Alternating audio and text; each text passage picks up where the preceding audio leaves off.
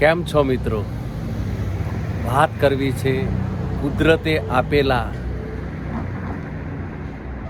રૂપ અને રૂપિયાની.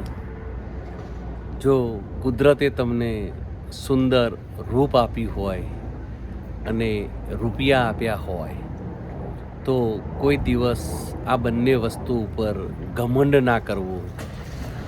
કારણ કે કુદરતે જે વસ્તુ તમને આપી છે એ કુદરતને પાછી લેતા પણ આવડતી હોય છે. એટલા માટે જો રૂપ આપ્યું તો એને તમને બીમાર કરતાં પણ આવડે છે, અને જો તમને પૈસા આપ્યા છે એટલે કે રૂપિયા આપ્યા છે તો કુદરત તમને ગરીબ કરતાં પણ આવડતું હોય છે.